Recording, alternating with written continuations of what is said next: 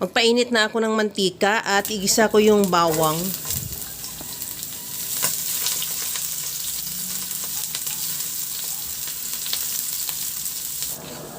Maglagay na rin ako ng sibuyas.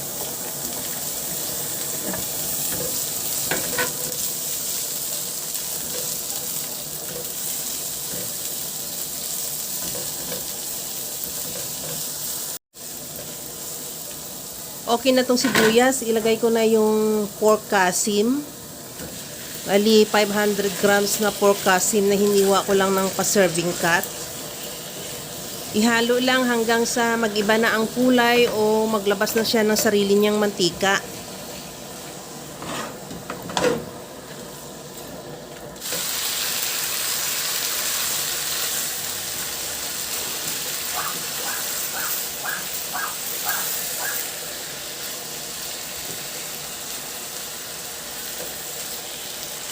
Okay na tong ating karni. Timplahan ko na ng asin at paminta.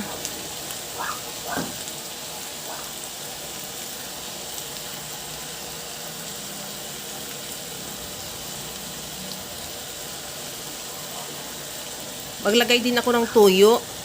Lagyan ko rin ng oyster sauce.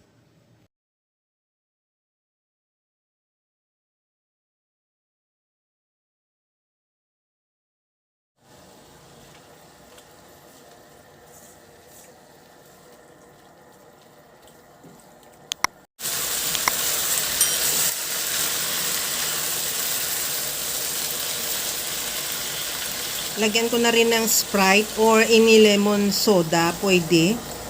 At kung halimbawa man medyo kailangan mo pa magdagdag ng tubig, magdagdag ka kung kailangan. Maglagay na rin ako ng dahon ng laurel at pamintang buo.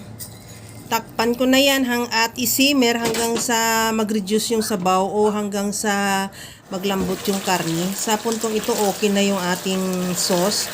Medyo lumapot na rin at maglagay ako ng suka.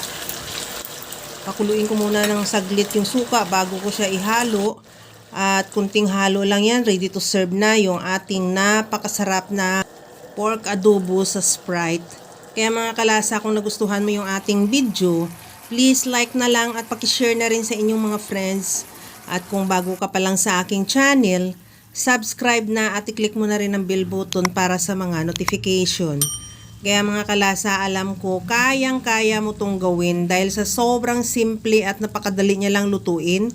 Kagaya lang lagi sa sinasabi ko na wala namang hindi marunong magluto basta sa simpleng paraan lang. Hanggang sa muli mga kalasa, thank you for watching. Bye-bye!